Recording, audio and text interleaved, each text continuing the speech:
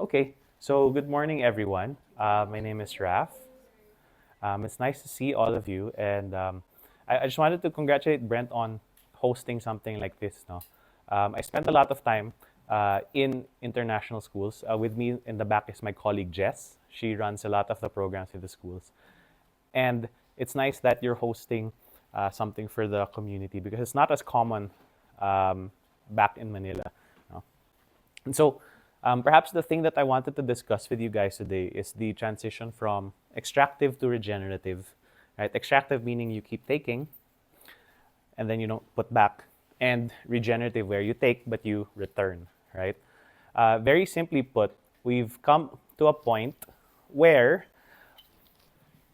too much has been extracted from the planet. And so today we are paying the price for things that generations in front of us did not know, right? So part of that also means us being able to connect better with the communities around us. So very quickly for MAD, we do three things. We do a lot of educational programs. We do a lot of trips for schools and businesses. We do ecosystem restoration, and we're trying to grow what we call the green economy. It's an economy that gives incentive to people to take care of the environment because many times to earn money, people destroy the environment, like, or use it but don't take care of it. Right? So I know you guys have been exposed to the Sustainable Development Goals. I do not memorize all 17. However, I memorized this story that captures it quite well. In this story, there is a elder from a Dumaga tribe, about 90 minutes from where I live. He's talking to a big company that's trying to build a dam in their area. And the elder says, thank you for the offer of developing our land with a dam.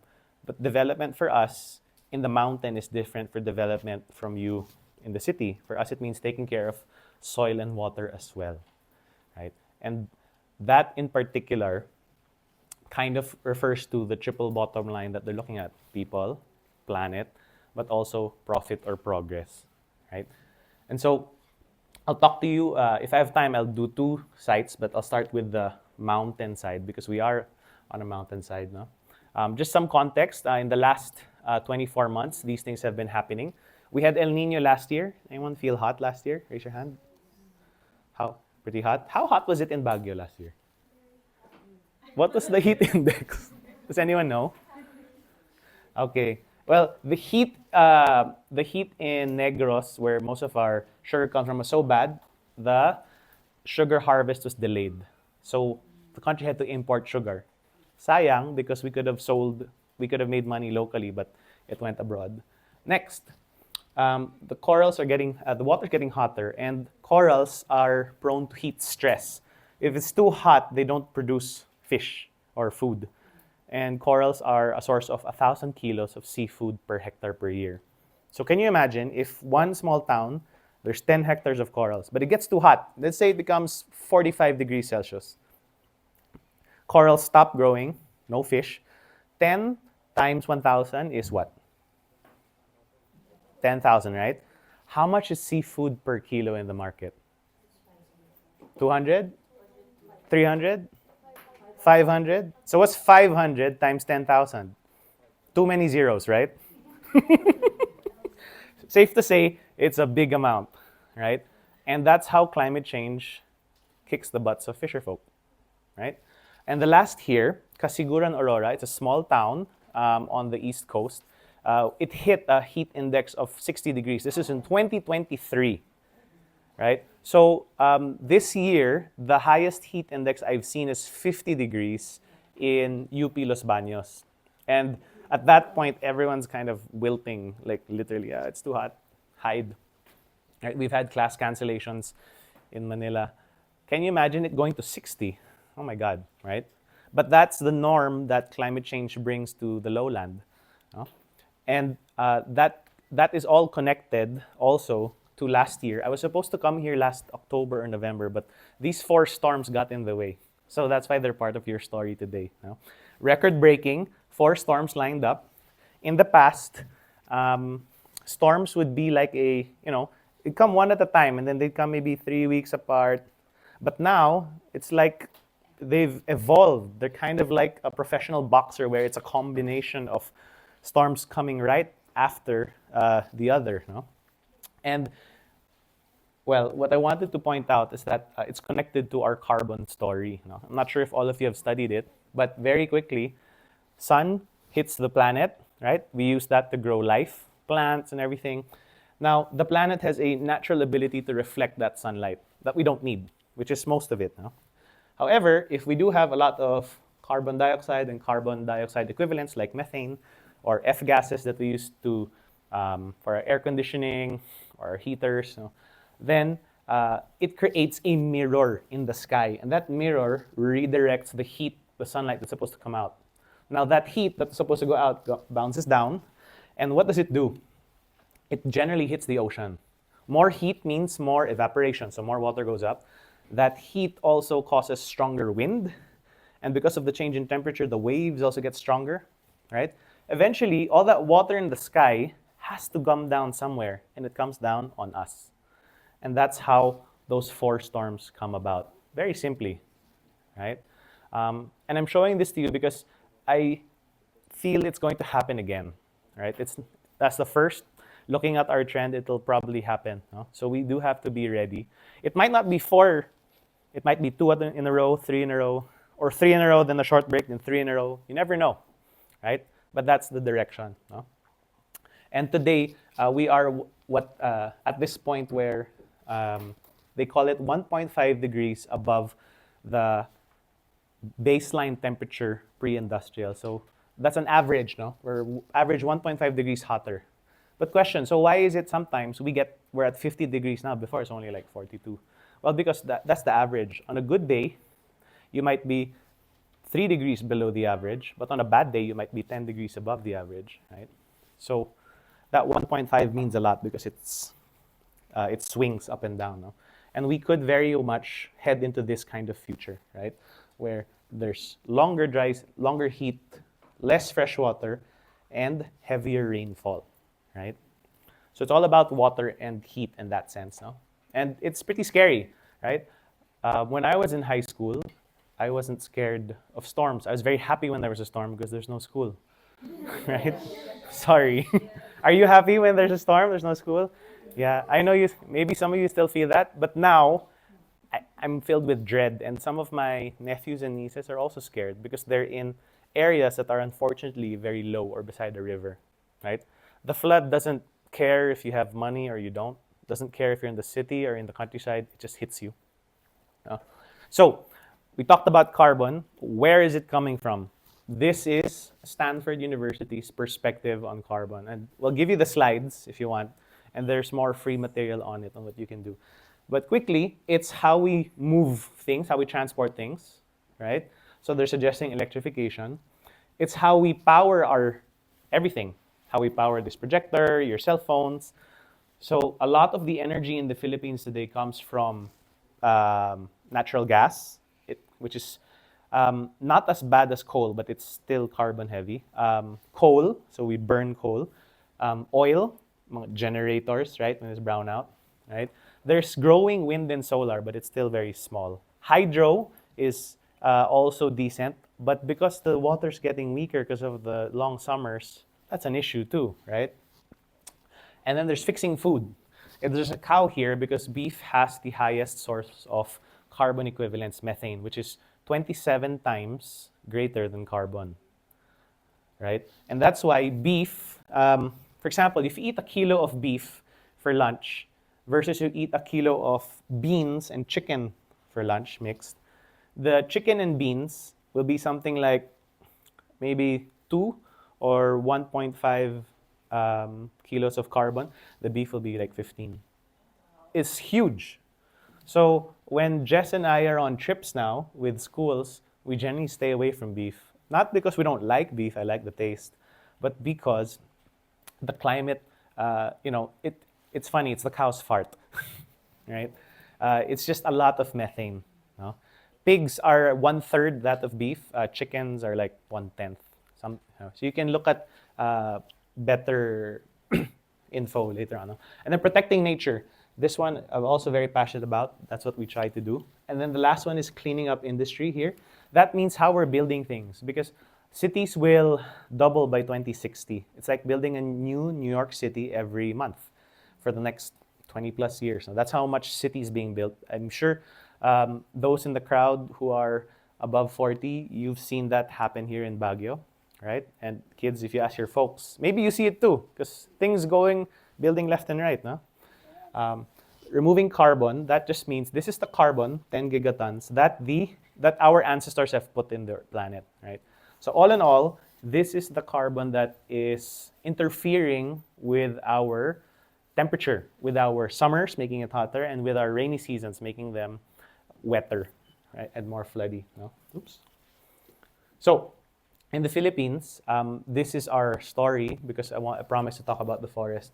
In 1900, the Philippines was transferred from Spain to the U.S. right at the Treaty of Versailles, right, and part of the justification of that transfer, why would the U.S. then want to take care of the Philippines, right?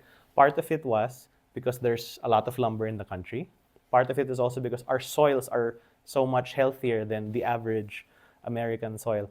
And that's a large chunk of it is because we're in such a tropical zone. We can grow a lot of things, right?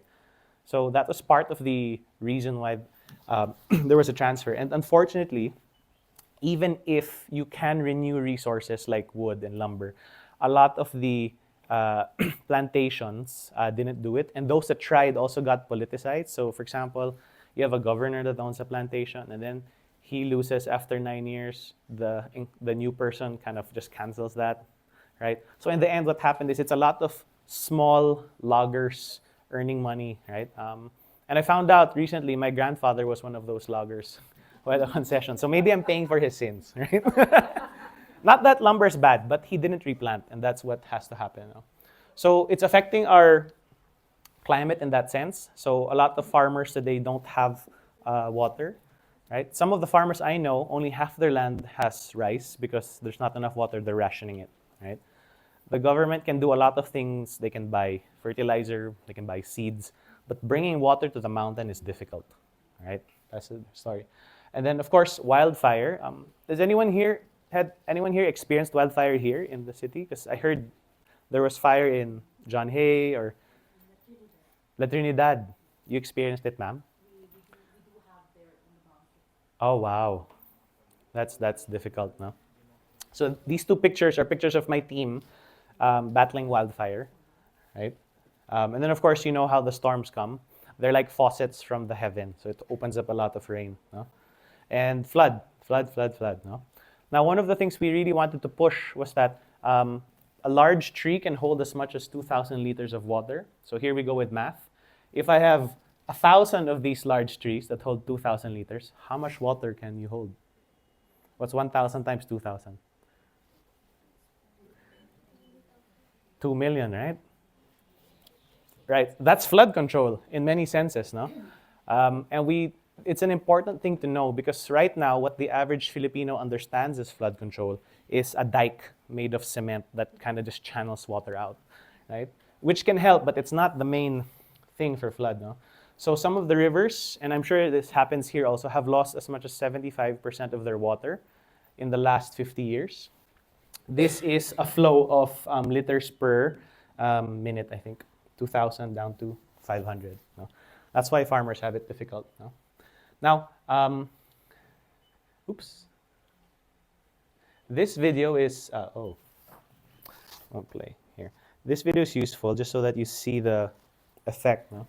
So if you do have, this is a demo of two boxes, one without plants and one with plants, and then they're watering both. And then watch how the water behaves. Can you discuss with your seatmate what is the difference in water flow of the two boxes?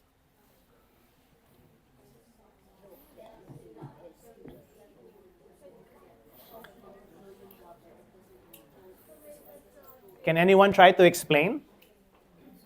Yeah? The box on the right is not leaking any water, the box on the left is leaking a lot of water. Why do you think so? Because the plant is absorbing all the water. Correct. Okay. You get a prize. Congratulations. Woohoo.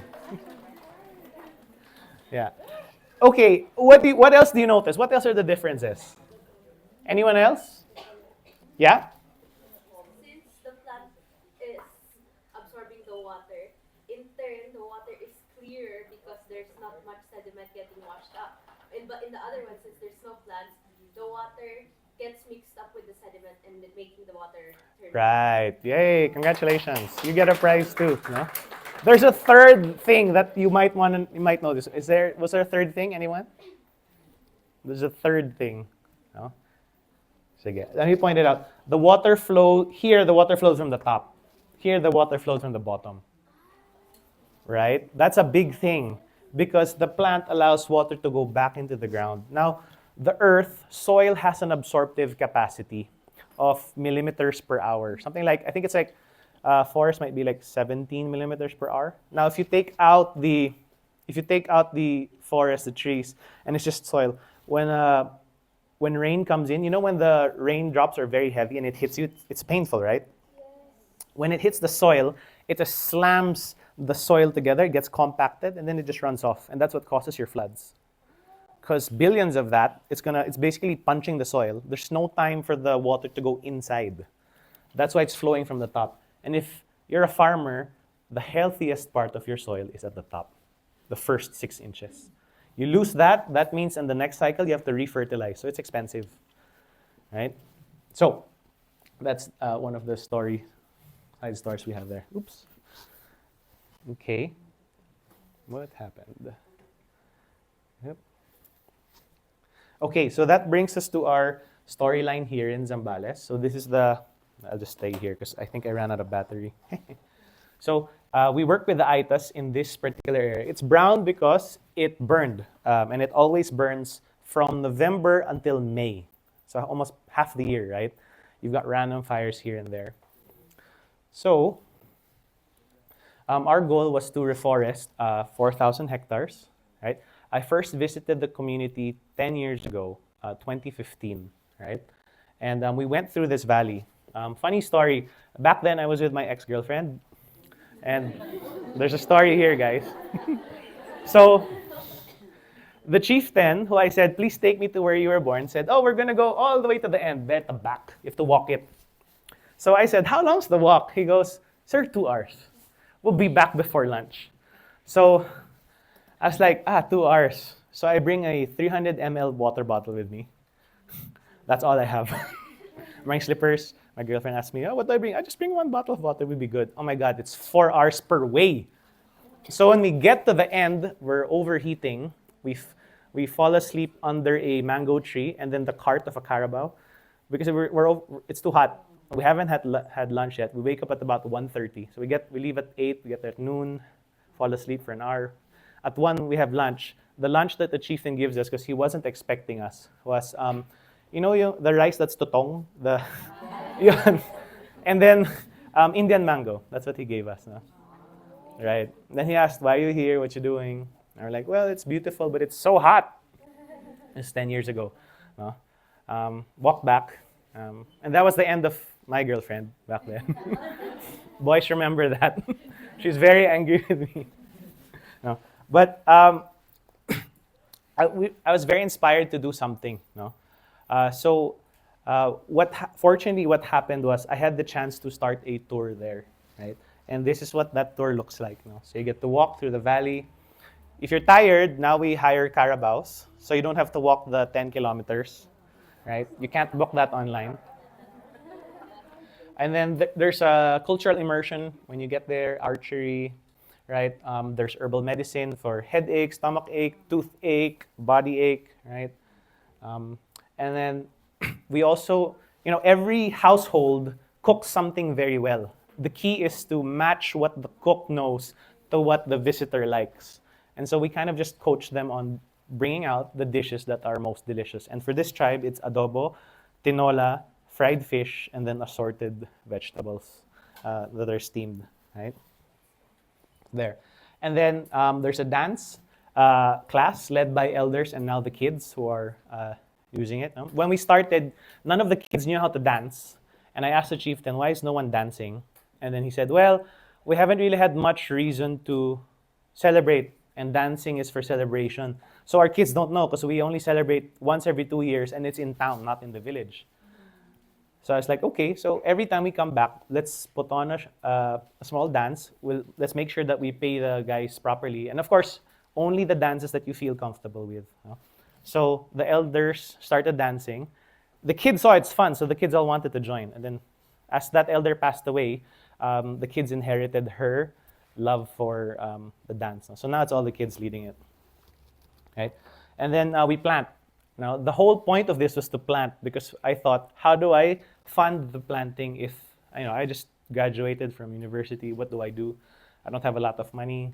I have a job, but I know I can convince people to have fun on a tour and get them to plant something. So we started planting. Now, our first tour, we brought 10 people over, and the 10 people, we promised them lunch, and then Chieftain goes up to me and says, Sir, nakalimutan ko, wala kaming pagkain. So I'm freaking out because, there's no food. I promised the guests have food. I said, why don't you have food? And he said, well, we didn't have enough money to buy the food in advance. And it dawned on me the level of poverty that we were facing here, right? And he was embarrassed to tell me that he didn't have that cash, right? So we aborted the tour early at 10:30, went back, had to explain to the guests. But I came back 2 weeks later with 20 people. But this time I brought food, and I told Chieftain, just cook it. So you don't have to advance anything. And it went very well. And so after that first tour, Chieftain, we're supposed to pay him 3,000 pesos. No? And it takes about a month and a half to earn that cash in this valley in Zambales. No? And so instead of taking the cash, he says, sir, don't pay me. Which surprises me because he has no running water, he has no electricity, he only finished 5th grade, he has no regular job, he's a farmer, and he's refusing money that would take him a month and a half to get. But he got it in a day, right? And so I asked him why, and he said, if you give me money today, I might spend it on cell phone credits, I might spend it on on 3-1 coffee, I might spend it on cigarettes. Because that's what the guys in my village want. They'll tell me once they see the money, oh, you should buy us some because, people came. And I said, okay, that's fair. It's not sustainable. What do you want? And he goes, look at our land. It's so big but empty. So if you're serious about helping us, bring us seeds because seeds we will plant. And even if someone steals the seeds, the thief will plant the seeds anyway. And the youth in our village will benefit. And so he was referring to the ability of seeds to multiply in a way that money cannot.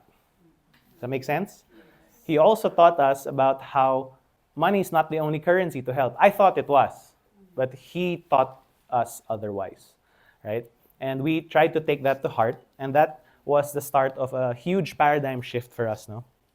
So first, we look at the forest. We started picking up seeds. We couldn't afford to buy the seedling, the bigger ones, and ship it because it's expensive. But we'd pack 1,000 seeds in our backpack, bring it there, and then we'd plant. No? So this is what happened, right? So in 2017, we started. See here, it's very brown.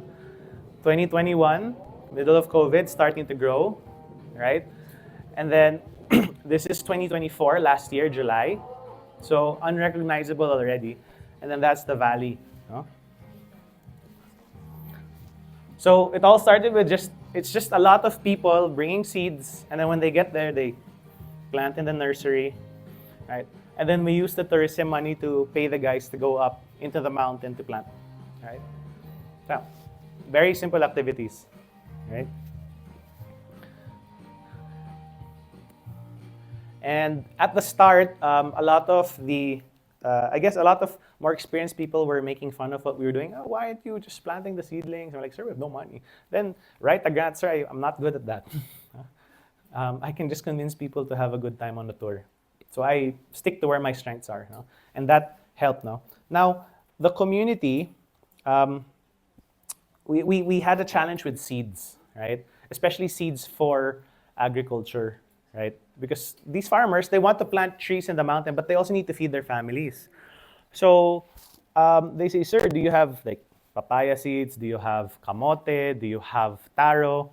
And we're like, no, let's find a way to get it. And I had the chance to go to a conference where the secretary of the Department of Agriculture was there. So I raised my hand at the back, and I go to the mic and I say, "Sir, we're helping indigenous people, 4,000 hectares. We need seeds. Can you help us?" It's in public, so of course he says yes, right? And I meet him at the end. I go to his office. He introduces me to the regional director, and they all say yes, right? So fast forward, we're lining up at the office to get seeds. And the guy at the office says, "Oh, sir, there's a 9-month wait list." And I was like, "Why?" And then he said, "Because there's so many farmers, there are like hundreds of farmers before you that already placed a reservation."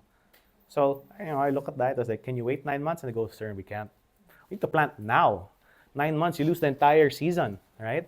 So we thought, where can we find seeds that are easily accessible? And the idea came that, at home, when I eat nice fruit, I have seeds. When I eat nice vegetables, I have seeds. But we just throw it in the trash, right?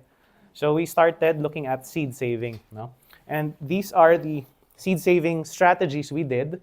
We would ask people to pay us so that we could set up a smoothie, or if there were adults, cocktail making event, right? Get everybody happy, save the seeds, and then, have smoothies and shakes. So we were able to access a lot of seeds in that sense. Now, I want to backtrack a bit. That 3,000 pesos that Chieftain said no to, right? So what we did was we decided to look for other kinds of seed waste. And it took me here to Baguio, actually. My grandmother is a friend of the Good Shepherd sisters. And so I told Sister Guada about it. And she goes, "Oh, we have a lot of seed waste from our ube, our purple yam." Diba? You know those jams, right? Very sellable. So she said, "Come here and take it all." No? So I drove up here in the same car that I used today, and I drove down with ube seeds. So we delivered it here. This was in 2015 when we delivered the first batch of seeds. In 6 months, this is what the purple yam seeds look like. Right? There's the farmer. And then we taught them how to make purple yam chips based on what other countries should do. But it's sweet, Filipino style, just lightly sweet. Right? And then as we pick up seeds, you can see everyone's enjoying planting together. And we planted in an area, and then very quickly trees started to grow. And so we started to measure things. The first thing we measured was temperature. It's 13 degrees Celsius cooler in our mini forest versus outside at noontime. Right? With trees come flowers. Flowers bring insects. Some of the insects are bees, and bees bring honey. So their honey business started to thrive because there's bigger supply, and it was closer to them as well. In other areas, we started to look directly at agroforestry, so planting fruit trees along the forest ridge. In the middle of COVID, we tried doing inspections, and then now they've got papaya, they've got citrus, right? And we want them to sell to the local hotels or locals in the area. Bamboo is also very powerful. So on my birthday, we did a birthday planting. And then 5 years later, they're harvesting it and they turn it into bamboo stars or bamboo paroles, which you can sell for Christmas. Right? So cute, right? And it's biodegradable. They can also do straws, spoons, forks, cups. Then my favorite, cashew. So we import half our cashew from China, India, and Vietnam. But cashew grows very well in volcanic ash because it doesn't need a lot of care. So we planted and we were able to grow a lot. And even found people who wanted to buy DTI factories that didn't have enough. Yeah. Oh, by the way, if you want to follow us, Instagram and Facebook right there. And that's my email also. Yeah. So this is what the cashew looks like, right? From seed, and growing there in 2023. We now have, we got to 110,000 trees planted. Of the 110,000, 30,000 are cashew, right? And actually, I have some here, some samples. I'll let you guys try it later. Is that okay? Yeah. And at the end of July, Chieftain wanted to plant. After that photo you saw earlier, he added 25,000 more. So we actively raise funds. We stir some money to grow. Now, here's the issue that we're facing. Sorry, not this one. Oops. Where is that? Okay. With the stuff that we're growing, we wanted to show that these are green economy examples. No? So coffee, honey, tea. In Baguio, it's very common, right? But it's not very common in other parts of the country. No? And so you can earn a lot just by doing agroforestry. No? So cashew could earn you as much as 200,000 per hectare. Coffee, easily 100,000 per hectare, right? Tea, also 100,000 per hectare. No? Cacao, there's also a shortage. You could do that. No? So we're showing this to you because most families have land that's just kind of idle, right? And we can do something with it. No? And these trees are either very tolerant to heat, like cashew, or they grow in the shade of larger forest trees like cacao and coffee. Tea, many forest trees are tea leaves to begin with. No? So again, when you go around this area, I want you to understand the difference between the mountain you're looking at. This golf course, Green Mountain, has no trees, therefore no water in the summer, therefore it'll burn. And that mountain, because it has a lot of trees, has water, and it is less likely to burn, right? And remember that empowering communities, farmers, upland communities in the area, you can grow a lot of things that are very useful to us, that create wealth for everybody. No? Oops. So here's the before and after. We posted about it, and it went pretty viral. But we lost a lot of trees to wildfire. No? So we lost 22,000 trees to wildfire, right? And these are actual pictures. So it's very challenging, very sad. The guys who went up to plant would tell me, "Sir, nakakainis. Like, masama yung loob namin kasi ang hirap umakyat. Tapos, masusunog lang." No? They know they're doing a service to everyone, right? And this is what it looks like in the valley, right? In August, actual footage, it's flooded. So this guy crossed the river to buy rice. It's as deep as 10 feet. He's got a plastic bag in his hand there somewhere. Then the community is like, making fun of him. 6 months later, same river, no more water. And then on a tour, there's wildfire. Like you can hear it, right? 6 hours later, burnt the whole thing, right? Flood and fire, right? Two things that I know people in this city have experienced, right? Or within this region.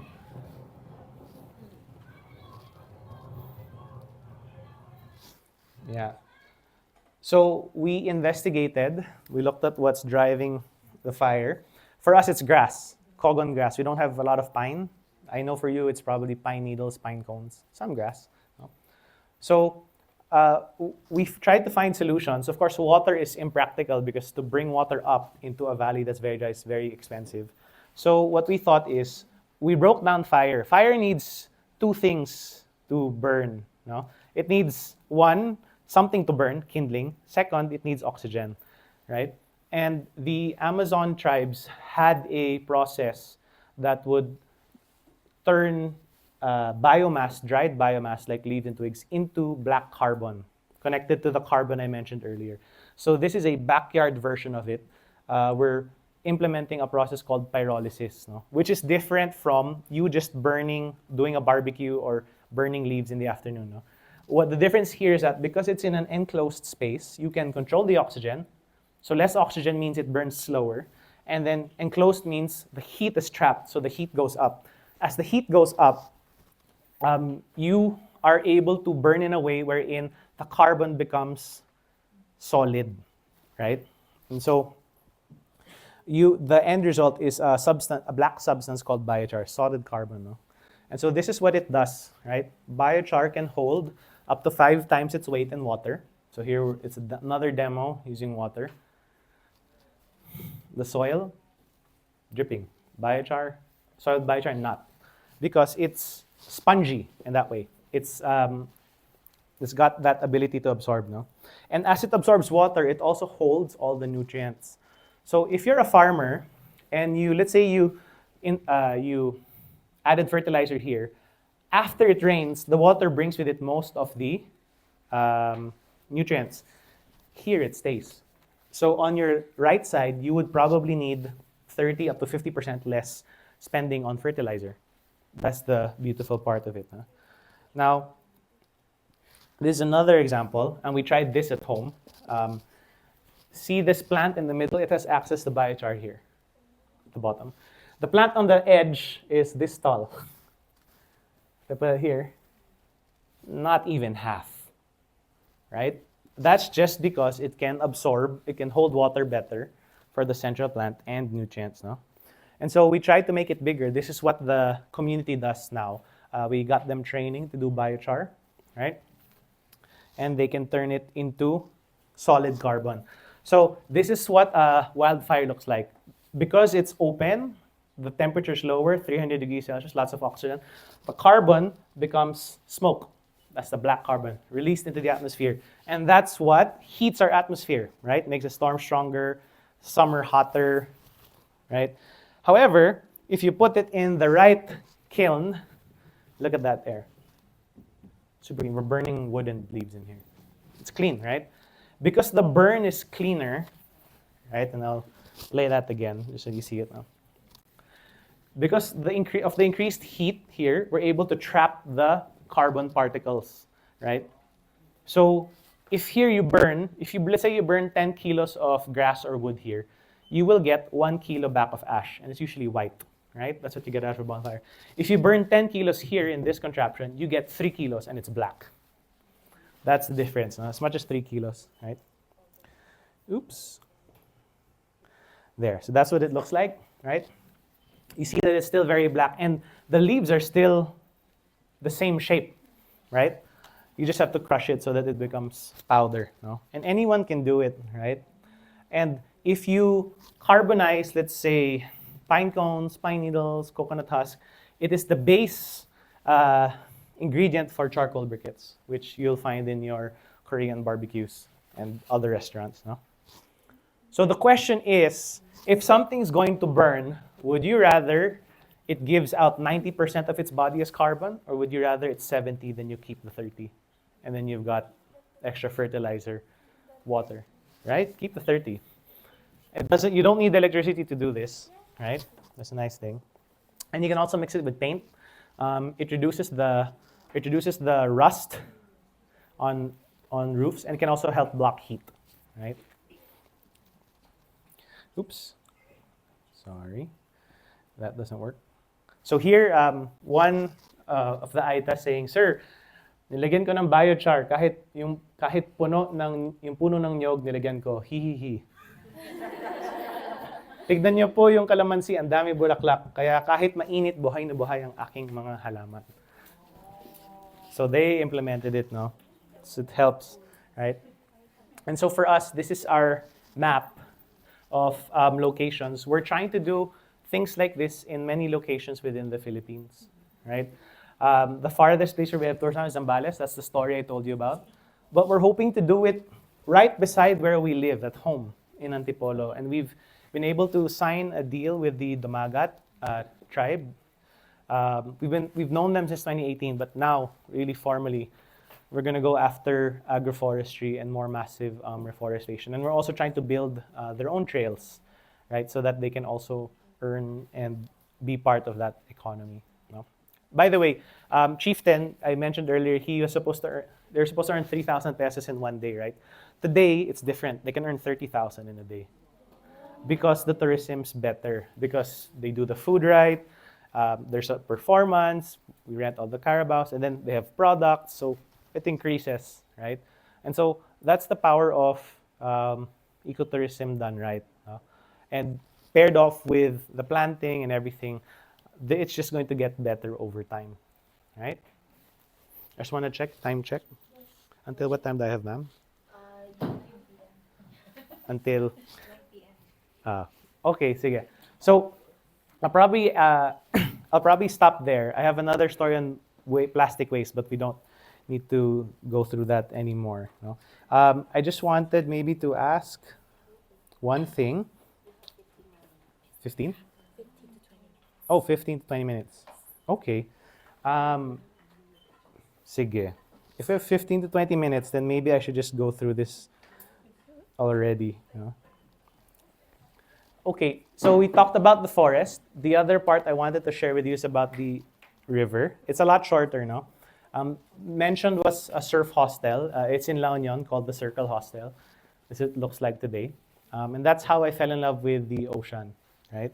Although I'm more of a mountain person, I think.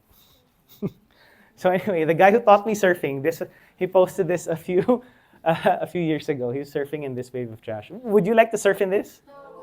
No, right? You know when you're surfing and you catch the wave, your mouth is open because you're happy. Or your mouth is open because you're so focused, you're like that, right? So you imagine it goes inside your mouth. It's disgusting, right? He was so angry with this now. And the rivers in our country look like this, especially when it's close to Manila Bay, right? Where we're at. Yeah. And then, fish can't really tell what plastic is in the water, and so they'll just eat it. Is anyone here like tuna? Raise your hand. That's the belly of tuna.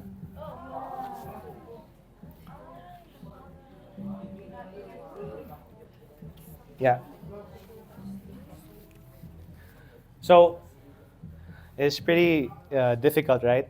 Out of sight, out of mind could mean inside the belly of your fish if you don't do it right. No?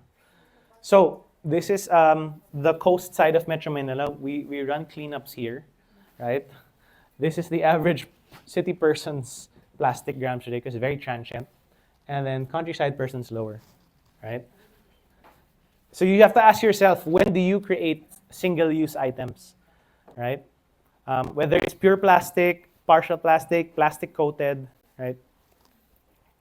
And as I mentioned earlier, not just heat, but plastics can also affect coral reefs. If plastic lands on this piece of coral, it's 89% more likely to get sick. It's like a vaccine, right? 89%. And then you lose the coral reefs as well. So the reefs are under pressure from heat. They're also under pressure from waste, right? And we tried to calculate how much food does Manila Bay, which no one wants to eat food from, actually produce if it was healthy. No? We got data from the Smithsonian Museum based on coral reef productivity, and this is what we found. Manila Bay would be about 2.9 million kilos of seafood per year. Laguna de Bay, which is also dirty and silted, 900,000, and Pasig River would be about 17,000, right? So, if you come to Manila and I say, hey, I caught something in Pasig River, your parents will tell you not to eat it. And yet, while we're doing cleanups, Jess and I are cleaning up, and then, everyone's doing backbreaking, we're picking up. Then there's a fisherman just fishing there in Manila Bay. I'm like, sir, why are you eating it? He goes, we have no choice. This is all we have. Huh? Very difficult, right? And so, anyway, we want you to understand less waste in the environment means cheaper food. Right? That's another correlation that's invisible, right? And plastic, again, connecting to carbon, every kilo of plastic you use that, is just thrown away is 3 kilos of carbon because plastic is basically processed oil in that sense. No? So if the plastic is reusable, I mean, you use it multiple times, like let's say this clicker, like I've had it for a year, I have it for several years. That's great. And it's high quality plastic, so it can be reused several more times. But if it's just the sachets, the plastic bags, please avoid it as much as possible because you can't, that's the lowest form it has, no? And so for us, we're very determined, how do we reduce plastic, right? How do we reduce the waste? And what we found is that plastic's just 18% of the total waste. So when we convince people to change things, to segregate, they're like, what do I do with the rest? There's so much, right? And so that became an issue as well for them, no? So what we did first was we tried to make a campaign on reducing waste and getting them to segregate. So this is a short feature on BBC about what we did at our hostel in La Union. If ever you're in La Union, please come visit. Yeah.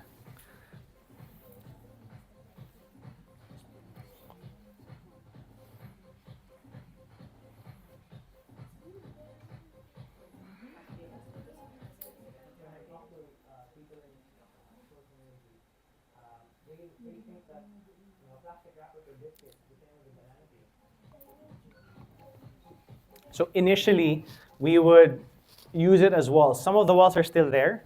So we've got like a ton of plastic in our wall, right?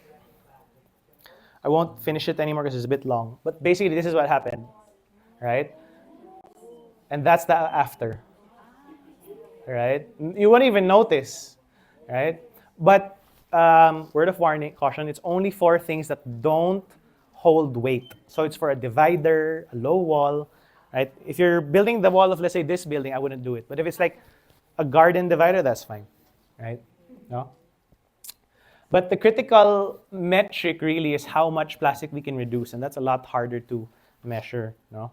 And I'll give you an example here. In this coffee shop, everyone stayed in the coffee shop for 3 to 4 hours, but everyone used takeout cups. And you know the takeout cups, it's plastic on the top, right?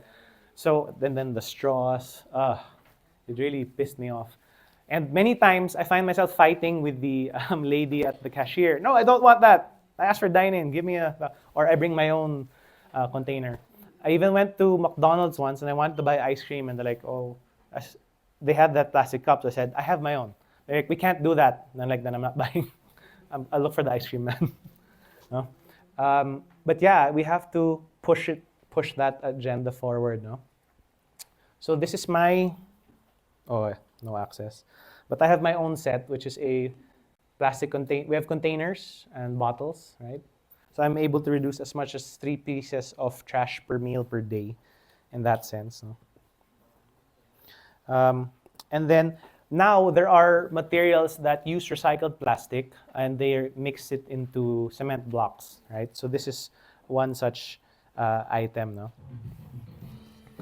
So this one, you can use it for better construction. So if your parents are curious, this one's possible. So here, the plastics are shredded, broken down, and then they're mixed into with the cement. And then there's a binder that they have that puts it together. It's stronger, 5 to 6 times stronger. And then it's stackable, right? So that's a standard hollow block. Breaks quickly. This one is a EcoCast. Look at that. Yeah. So a lot stronger, right? So just so that you understand, the standard hollow block has a pounds per square inch rating. So that's how much force it can take of 170. Manny Pacquiao's punch is rated at about 700. So he can literally punch through a wall if it's made of hollow block, right? That's how it is now. These bricks can go as high as 800. So they could withstand maybe a few punches, right? There are also other products today that are being used. So this one, they're taking waste from Pasig River, turning it into plastic boards. So they're really trying to be creative in how they recycle, right? And for us, we thought our cleanups need to level up. And so we launched last year this thing called Level Up Cleanup, where it's a cleanup, but it's also a small info display or museum, pop-up museum of where you recycle your waste, but also how you reduce your waste, which is better. Because reducing waste is the more important metric than recycling, right? Because we can't build enough recycling for everything. No? And so here are some examples. There's plastic lumber, there's circular fashion, like how to sew, how to redesign and sew, seed ball making for your compost, biochar, pillow making, because we have to take into account all the waste that we get, right? There are also other companies that work with us, and you can look them up. Eco Uling does charcoal briquettes. Sentinel does recycled plastic crates and chairs. Bambuhay does bamboo toothbrushes, right? And then this guy, Zolo, they take old computers and IT equipment, like rice cooker, they take it apart and then they'll reuse it. So you can give it to them too, right? They'll even buy it off you, right? So it's nice that there's a circular economy going because technology is also a big chunk of waste now. And so I guess to kind of give you an overview for where we're going, this is what we want to do now because we have to start at home, right? We need to clean our bay, we need to reduce our waste, but we also need to reforest here because the flood water is also silting the whole area. And that's our map, that's our dream, right? And yeah, that's who we are now.